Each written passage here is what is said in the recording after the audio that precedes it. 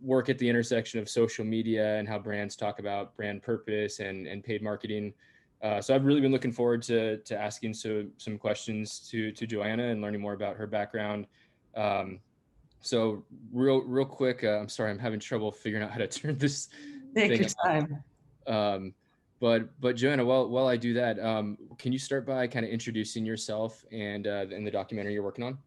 Yeah, sure. So, hello, everybody out there in the world. I am Joanna Durr. As Claire mentioned, I am part of right now a group of people, and actually, it's the wrong logo on there. It's Brand New World Studios and Fortune, as in Fortune Magazine, Fortune Media, producing a documentary right now called The Reimagination of the Corporation, and it is really a view into what drove this sudden shift in capitalism and corporate behavior, corporate vernacular, that we're talking about purpose, and what's actually happening in the business world around that. We started it actually, strangely, the week before COVID. We were sitting in Alan Murray's office in New York. He's the CEO and editor in chief of Fortune. And we were talking about, is this real? Is something different happening in the world? And he agreed, as a cynical journalist who's been looking at the business world for 20, 30 years. Yeah, something different is happening now. Personally, I've been involved in working in purpose-driven business for 25 plus years. I started as a consultant right out of college when no one was talking about purpose. It was like pushing water uphill. It seemed wild, the idea that a business should stand for more than making money. There were a few examples, obviously, in the world, but not many. I spent about a decade doing that, then went what we call client side to really understand, how do you operationalize purpose? How do you implement it? How do you change how you build a brand or think about a brand? And then more importantly, what does it look like inside the organization? I heard people on the previous panel using the word authenticity a lot. Getting to an authentic brand that's rooted in a corporation is complicated. And it does have to be a reflection of the culture of that organization. The purpose does have to be real from the top down. And that's a complicated process. And so the movie is really a reflection of what I've learned and what I've seen in the world, in the marketplace. That's awesome. And how much of the movie, I mean, you mentioned what you've seen, obviously you've had, a role as VP of brand purpose. So you have a lot of close experience, but you're also talking to other CEOs and others in the industry. What are you learning about, your experience as running brand purpose versus the experience of other leaders? Is everyone's experience unique? Are there common themes that, I imagine will come up in the documentary, but if you can give us a preview. Yeah. So it's a pretty, within the documentary, it's a pretty diverse and cool list of CEOs represented and thus companies represented. So within the ranks of the typical Fortune 500, traditional Fortune 500, the Titans and Titanics, you have everybody from Albert Bourla of Pfizer to Ajay Banga at MasterCard to Dan Schulman at PayPal to Eileen Fisher. We were just in the fashion industry in the previous panel. She's an extraordinary purpose-driven leader. To the entrepreneurs of kind of the millennial and Gen Z generation, who are recognizing that the corporate model is actually one of the best ways we can funnel resources to solve big problems. So they're building a lot of for-profit, for-good type of businesses. So there are some, similar, I'd say probably the most common theme across all of them is, if this doesn't start at the top, if the CEO is not waving the flag, if it is the marketing group trying to pull the organization along, that's great, but you're going to have a much bigger battle. It really, across the board, if the CEO owns it, feels it, lives it, has internalized it, understands the relationship both between the purpose and the culture of the organization, but as importantly, it is at the core of the business model. It is not, oh, we're doing this philanthropy over here, or we're giving this amount of money over here, and then let's go talk about it. It's no, how are we innovating differently? What businesses are we getting out of because it's no longer consistent with what we stand for, what our purpose is? So that's kind of a long-winded answer, but hopefully that's a good start. No, yeah, definitely. And in your role as VP of brand purpose, I'm interested, like, as you mentioned, it needs to start from, it needs to be part of the team culture. It needs to be, top down from core leadership, and, even the founding team, needs to have that story that people can really identify with. Yeah. Um, how does a VP of brand purpose accomplish? I mean, it seems like a VP, like alone as VP of brand purpose, it's hard to, influence the entire organization to like authentically, feel different. So like what, yeah, how do you start? How does an organization set up a VP of brand purpose for success? Yeah, so I think it's a couple of things. I mean, I think you have to step back and say, from any given function, if we say we are going to be a purpose driven organization, what does this mean for what I do every day? What questions I ask myself, what questions I ask of my team, what questions I ask of the marketplace, so how do I do things differently? One of the things that when I look at the different functions within an organization and who's really responding well in terms of being purpose driven, I see marketing teams really wanting to do it, but not knowing how to do something other than talk about it differently. And I would say there's kind of two things that I've noticed consistently important. And one is, and it's so interesting. I'm so glad I listened to this panel right before this because it was a great conversation. I applaud you all. One is how you think about understanding your consumers. The team before this talked a lot about remember we're all people.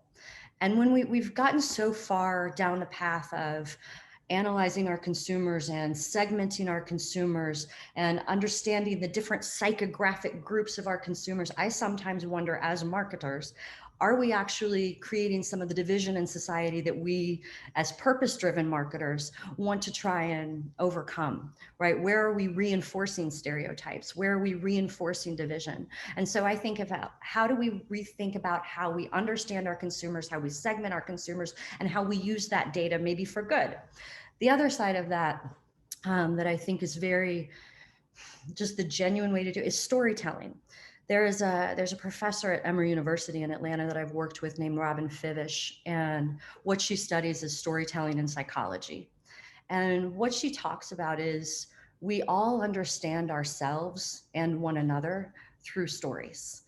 And I think as marketers, if we stop thinking about ourselves as communicators pushing a message or pushing content and start thinking about ourselves more as storytellers, we will attract people and we will connect people and we'll maybe do some good in the world. I Yep. think a lot of that's what that panel before here was talking about. If you know your mission and you know the mission of the organization, you can actually make an impact with that. Yep. That's awesome. And that's something I'm seeing like a lot of brands doing better and better is creating content that promotes their Yeah. purpose and brand identity. We talked about this a little bit last time we spoke, but just storytelling and content creation is one thing, and then distribution of that content, or like how do you get that story in front of audiences, can really impact how people respond to that message. And for example, like when people go to the movies early and see movie previews, those are movie previews. You see that same content, on a commercial break on a TV, and those feel more like commercials. Um, Mm-hmm. so what is when brands are creating great content, and assuming that they're doing great storytelling and they do have that authentic story, what's the right way to attract, is paid marketing dollars the right way to tell that story, or does it vary by organization? Do you know, I think it depends on who you're trying to reach and in what context. And I think, that's a very loyal answer. But I also think this movement around purpose, I think, is a massive opportunity for all of us to be more creative about how we think about connecting with one another, with our consumers. I mean, the amount of creativity that's been generated out of the complexity of the last 18 months is incredible, right? So when you think about, are you sharing a story in the context of a movie theater? Is it the same? Like you mentioned a trailer. I love watching the trailer in a movie theater, but you're right. I'm going to fast forward through it if I've DVR'd something. And yes, I'm old. I still DVR things. Um, uh, but if you think about, okay, if I'm a brand trying to communicate, do I actually create a short film that would be very different that is telling a story of an impact that maybe has nothing to do with my brand, but a positive impact that is reflective of what I'm trying to accomplish with my purpose as a company in the world. And I'm telling just a story related to why that impact is important, but has nothing to do with me. I think there are just different ways it doesn't always have to be about featuring a product. It doesn't always have to be about featuring a brand. It has to do with featuring the impact you're trying to have in the world with your purpose, and you'll attract people. Yep. Yeah, I listened to the last panel too, and I thought they were great, and they touched on authenticity a lot. I think that's something that consumers are more and more wary with brand purpose. Where I do see a lot of kind of D2C brands on my Instagram feed that totally the message is all about we use recycled aluminum from this part of the world for this, so buy our product. And to me, it seems less about brand purpose and more kind of straddles the line of like, sales tactic, or, I think consumers kind of see through that more and more. Yeah, What are 100%. I kind of, totally agree. yeah, Totally what are agree. tips for kind of marketers to avoid that? I mean, I feel like staying ahead of that authenticity curve is always, an evolution, but how do you make sure that when talking about brand purpose, you don't fall into that kind of viewpoint of consumers? So for me, it really is always about impact and outcome, as opposed to um, data points or proving my point. Um, if I tell a story about what I think is important in the world, so for example, um, if I'm a brand that really, Patagonia is always an easy one just in this context because it's, sustainability, but I'll just go down that path, right?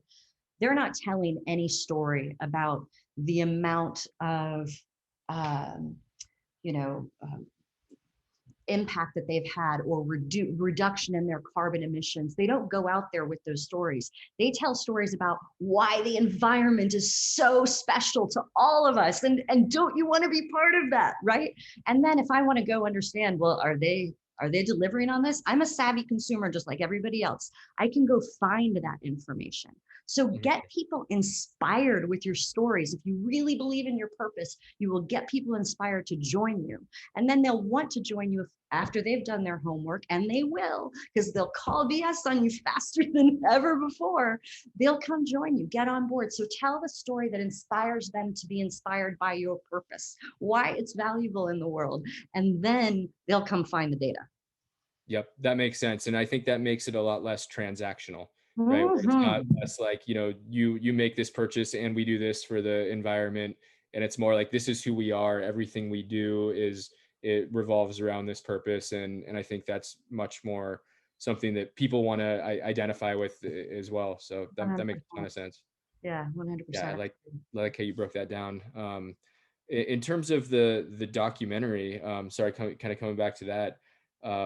I think it's so cool to bring more public awareness to, I think in the industry, and obviously these kind of events. A lot of us think about brand purpose all the time, but I think what you're doing is bringing this theme to larger audiences who you might not have been thinking about this as much. What is the kind of goal, if we're to break it down to like, why are you making this movie? Other than I do think I agree with what you said about there being a lot of demand and interest, but aside from the fact that you can, what do you hope is the takeaway or the impact on the world this is going to have? Oh man. So I don't know if I've said this to you before, but this film is genuinely like the passion project of my life. Like I am a capitalist because I believe it is the best system we've come up with yet to funnel resources to solve big problems, right? And it taps into everyone's strengths, but capitalism can do better and should do better, and corporations can and should do better. And so that's why I wanted to make this film, because I believe they can and should do better. And I think that there are a lot of business leaders, there are a lot of people coming up through the business world that are connected to the business world in various different ways. I mean, the influencers that we talked about are perfect, interesting example. There are a lot of people wanting to drive this good, right? And I think there's an opportunity to be a little bit instructive and share what's working and share what's not working, not just from my point of view, but the people that really know that are out there doing it every single day. I think there's an opportunity to be a little bit inspirational. We have partnerships with a lot of the different, top 10 business schools to do screenings and have curriculum conversations. So do we train the next generation of business leaders differently? And then I think the third piece of that is just sort of increasing a little bit of the public pressure and awareness. I believe corporations can do better. I believe that these people at the top of these corporations, in many cases, want to do good, with these massive institutions that they lead. And I think there's an opportunity to kind of hold them a little bit accountable, encourage others to get on board. If they're slow, if they're dragging their feet, they may not see the value of this yet. And I mean that both kind of from a value to their corporation, because I think purpose is, as a business model, both valuable to the organization and valuable to society. So I think hopefully we can put a little bit of pressure on those that haven't gotten on board yet. Yep. And I think, for some brands, they feel like they don't need brand purpose as much, or it's like, we create this product, at a really good price point, and our product is everything. What do you say to brand? I mean, is that purpose in and of itself, or like, what do you say to brands with that So viewpoint? from my point of view, it's interesting. I had one of the interesting people I had got to have this conversation with, right, is Mark Pritchard, the CMO of Procter & Gamble, who speaks so deeply about this stuff. And one of the things that he said that was really interesting to me is you have to ask yourself, is the product actually solving a real problem, right? And I push back a little bit because, well, is this many different scents solving a real problem of any given deodorant? Which maybe not, but I think if you can say we're solving a real need, not a phony need, not a manufactured need, but we're solving a real need, and we're doing it in the most ethical and responsible way to meet that need that we can. And more importantly, does this broader purpose help us see other ways to fill that need? Different ways maybe to fill that need. If we see that this is a way to fill a need that's a little bit damaging, and we might be able to innovate and change how we're delivering on that. Yes, that is purposeful, right? Because we as humans want our needs filled. I think it's about, are you doing it ethically? Are you doing it responsibly? And are you selling something versus filling something? Mhm. And in terms of the CEOs that you talked to, can you give us any sneak peek on, like, what was some of the most inspiring, or anything that you took away that you hadn't thought of before? Probably the most inspiring, there's a lot of really inspiring people here. Probably, I mean, honestly, the thing that matters most to me and that inspired me the most is when you could tell, and there are a couple of people, I don't want to get into it yet, partly as previous to the film, they talk about the importance of internalizing it and really knowing what it means to their sense of individual purpose, right? And being able to talk about that before they ever share it with their team. Like, before, if this is the path we're going to go down, and having kind of vulnerable human conversations around a boardroom table about what does this mean for business decisions we're going to make. So one of my favorite things, a story that I heard that I hope more organizations take this cue is, in the journey at PayPal, Dan Schulman discovered that a lot of their employees, didn't have a lot of savings in when they worked at call centers and things like that. Some of their more entry level employees, and didn't have a lot of savings. And so they did a complete financial analysis of the financial stability of all of their employees. And now they've done a total reset within the organization, costing PayPal millions upon millions of dollars. But they said, no, this is the right thing to do. And here's how we're going to correct this issue over time. That's really inspiring, because it's putting your money literally where your mouth is in terms of, we are going to be purpose driven. And I encourage everybody to look into that initiative. They did it with Just Capital, to make sure that they had kind of a third party that was involved and really looked at it to make sure they were doing it the right way. The financial stability and analysis is fantastic. Nice. And is that something we'll learn more about in the film too? You will, but you can learn about it now. That's one reason I went ahead and mentioned it. It is out there. So if you look at PayPal financial stability, study, you'll find a lot of information out there, and it is truly inspiring stuff. Okay, cool. Yeah, I'll check it out and looking forward to seeing how you talk about it in the film. And to Uh, me, if I'm the CMO of PayPal, what greater thing can you just have in the totally. ether for your brand? You know, I don't need to go scream that from the rooftops. That's just out. Yeah, It's putting your money where your mouth is. That you 100%. So mostly this is really bright, inspirational message, I think. But the one thing that I think of that is, not all of us are CEOs of Fortune 500 companies, and the Sure. idea that this has to come from the top down. It is. I love the consumer, like, awareness and vote with our dollars and all that stuff. But the fact that we're not all, CEOs of Fortune 500 companies, like, what can the rest of us do to kind of have the impact, or if we're not in that position to, top down totally, change the yeah, like how brands feel about, or how my brand feels about identity and purpose. What can we do?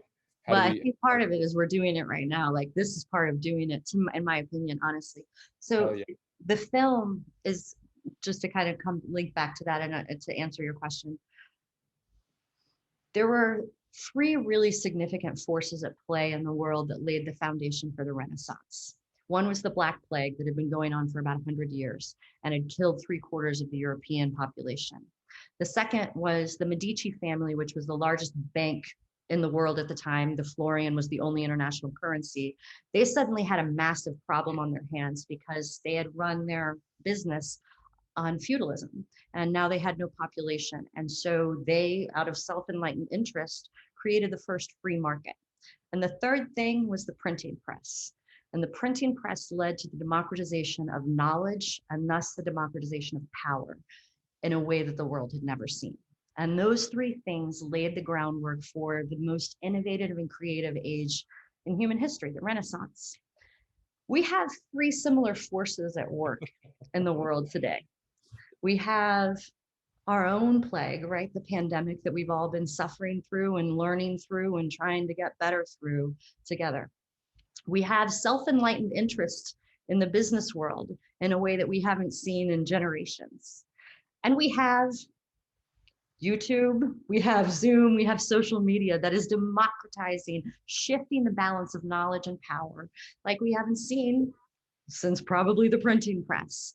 And so Mhm. I think it's leveraging that, right? It's leveraging the creative opportunities of the free market to hold people accountable, to create new things that can replace the old things that are maybe outdated or doing damage. Um, I think we have the tools and the technology, and some of the entrepreneurs that'll be highlighted in the film reinforce this. You know, it's if you make a decision that you want to solve a problem or be part of a solution, we have the resources. And I think that there are plenty of examples of people inside organizations that are doing it, as well as entrepreneurs. Um, you know, there's a great example of within the Unilever organization, there was one guy who was a brand manager who recognized that palm oil was having a really big problem on the world, right? Really sad impact. He laid the groundwork, built the case within Unilever to say it would be better for us if we stop using palm oil from fields that are not regenerative, right? Laid the groundwork for the company to not only take a leadership position themselves, but actually bring together a coalition within the consumer packaged goods world to say we need to rethink how we're harvesting palm oil because we all use it. We have to change its behavior. So I just bring that story up as an example of if you see something inside your organization that you can change, build the case to change it, and you can. You'll change the world. Yep. No, fascinating. And when you're talking about that, I think about also how, our measurement tools are improving in many ways. Where, when I first started the industry, really it was like last click conversion, for display ads, right? Did someone click an ad and then buy Yeah. something, and that was a success. And now we have multi-touch attribution, and I'd say much more sophisticated understandings of lifetime value. And I wonder, is there a correlation between our measurement tools improving and this transition to brand purpose? Yeah, everyone I asked that question of, and myself, included in terms of just like my experience, said, yes, they're getting better, but I don't think we know the answers yet. And I think that's true at kind of a macro corporate level when we talk about ESGs. They're really important, but I'm not sure we figured it out yet, you know.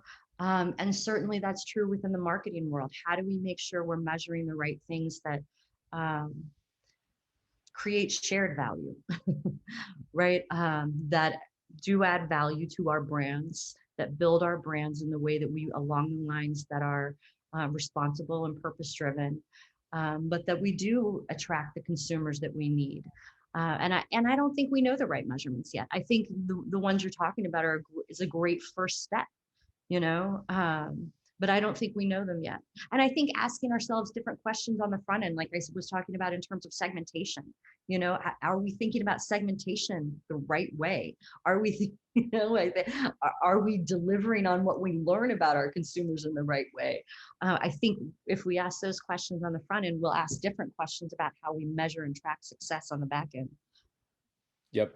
And without having all of those measurement tools perfect today, what are the best ways that you think, like, head of brand purpose at a company can measure success or evolution or impact that this is having from a, revenue perspective, or whatever success metrics you think make sense?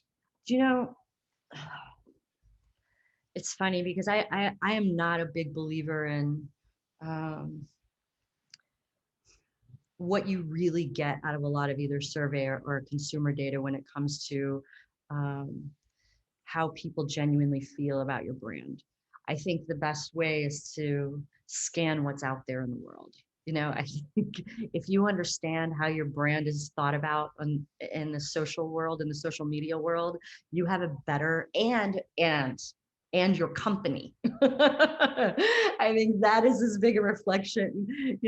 If you know how your company is being talked about on Glassdoor, you can have a pretty good sense of how your brand is going to be playing out in the marketplace. Consumers are savvy.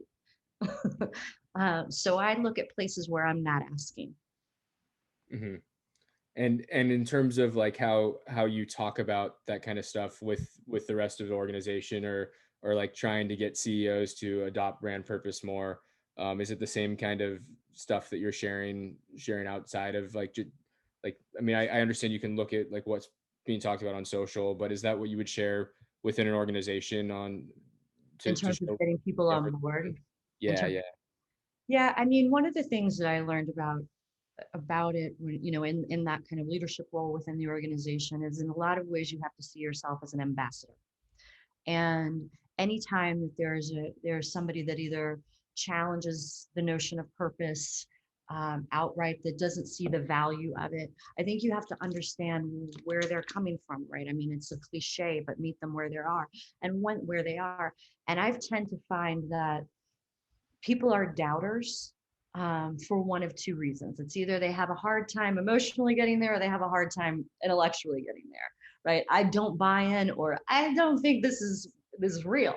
And I think you can figure that out pretty easily if you read people and have the conversations, and then what is the argument, kind of intellectually, cognitively, what is the business case for it, and you make sure you can share that internally consistently. And then what you have to have the I mean, I'm fought hard my whole life to maintain my Pollyanna nature. And it is because I believe we can all be better. It is because I believe we all have goodness in it. And I think if you can help people see that, yes, these massive institutions that we are all part of, these corporations that have a huge role in the world, can be better. I think that people can get inspired by that and get on board with that. And I've seen that. And it is interesting to get to the point where the hardest thing is, okay, well, what does this mean for what I do different? What does this mean for what I do every day? And I think it's important to have those, like, at a functional leadership level, as a team level, ongoing conversations about what are the implications for our purpose, for the choices we're making today, the choices we're making about our brand, the choices about where we're making where to communicate, how to reach people, how we're prioritizing dollars. how the ongoing conversation internally is really where you start to see impact. Yep, I agree so much. Just like being aware and intentional is like the prerequisite, and if we all started there, I think the impact on the world would not just on companies, but like really would be massive. Yeah. Uh, It's and it not is rocket science, right? I mean, it's not hard. That's the it's cliche not too, but it's like, it is rewiring our brains a little bit, because I mean everything I've been taught it seemed novel to me, even when like Salesforce started talking about brand purpose, I don't know, 10 years ago, and kind of a head scratcher. But it's gotten to a point where like so much D2C, like I said, my Facebook feed and stuff is like brand purpose. The pendulum has swung so far that like brands have been using it as a sales tool. And I think what you're saying is like be authentically aware of how brand purpose is impacting all your decisions in an organization, not just marketing decisions. In terms of content creation, um, are most brands doing a great job? Do you think brands should be looking, is brand purpose something that should be produced in-house, or is it less authentic when brands work with agencies for this kind of stuff? Or um, I have strong opinions about this. So I think you can absolutely work with an agency, but I think it has to be a shepherding thing, right? Um, I think if ever purpose is generated from an agency or from a group of executives sitting in a boardroom, it's hard for it to be authentic. I think I've shared this with you when I first started down this path, and this is probably why I feel strongly about it. One of the things that we did was say, how do you understand a culture? Because there's a really, purpose is fundamentally where, and this is from Aristotle, where who you are meets the needs in the world, right? Aristotle talked about that in terms of vocation, but that's essentially what he was meaning, right? So where who I am intersects with the needs of the world. So you have to start with, who am I? As an organization, that's a culture. Who are you as a culture? What makes you you? What makes you distinct? So to figure that out, how do you understand and define a culture? We talked with anthropologists and used the tool of ethnography, the process that they use to understand a religious culture, a national culture, a tribal culture, to say, okay, how do we use this process, this tool of ethnography, to understand the culture of an organization and put distinct, relevant language, ownable, identifiable language around who you are as an organization. And then you look at the intersection of, okay, how do you meet the needs of the world? How do your products, your brands out in the world actually fulfill fundamental human needs? Um, when you find that intersection, you can find real purpose. I think it's hard to do that completely in-house, right? Because it's hard to know yourself without having a little bit of a reflection. But I also think it's hard. I think if you do just a consumer research to come up with purpose, there's nothing authentic about that, right? You cannot look outside of your organization to find purpose. You have to look inside to find purpose. That's why it is authentic or not. So when you're building a brand, if you've got a corporate purpose, how is this product or this brand a, a, an extension of that, a delivery of that in the marketplace? And your team will be around that, and the world will feel it if it is authentic because it comes from inside. yep.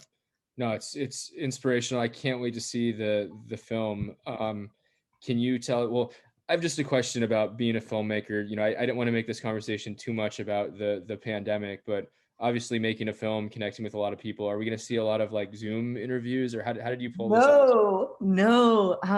So we started filming last fall when there was kind of the first lull. Kind of August to October timeframe, and so we were able to do very strict COVID protocols in person, very small crews, but in-person live interviews. And then we had to take a pause in production between November and March. And I think I told you since then, I feel like I've been shot out of a cannon because I'm on the road all the time doing live interviews. But yeah, we really wanted to, I mean, part of this for me is humanizing the business world and remembering we are all people. And so once you have while we've all gotten comfortable with the strange intimacy of Zoom, you know, coming into each other's homes in literal sense, I do think it's, you know, important to sit with somebody and have the conversation and see that on camera. So it will be live conversation. Nice. I see Claire's back, so I have one question in closing, that probably most important question I can ask. How do we see the documentary, and when is it available? We are hoping to premiere at Davos, assuming Davos is Davos again, in 2022, which will be in January. And then we'll do premiere events after that. And then eventually it'll end up hopefully on a platform. But you'll certainly be able to find it through, if everybody has access to Fortune magazine, Fortune Media, Fortune website, you all have that. It'll eventually be there too. Cool. Yeah, and I'll make sure to share that with the Brand Innovators content team too. So hopefully we can, when it's coming out, make it part of yeah, for sure. Yeah. Yeah, maybe we can have a viewing party or something. It'd be awesome. Yeah, for sure. That'd be groovy. Awesome. Well, Joanna and Casey, thank you both so much for joining us. What an insightful conversation about the importance of keeping purpose at the core of a corporation. And Joanna, I'm so excited to tune into your film when it comes out. I'm sure it'll make a huge impact on the world of purpose-driven marketing. And Casey, as always, awesome job moderating. We'll have to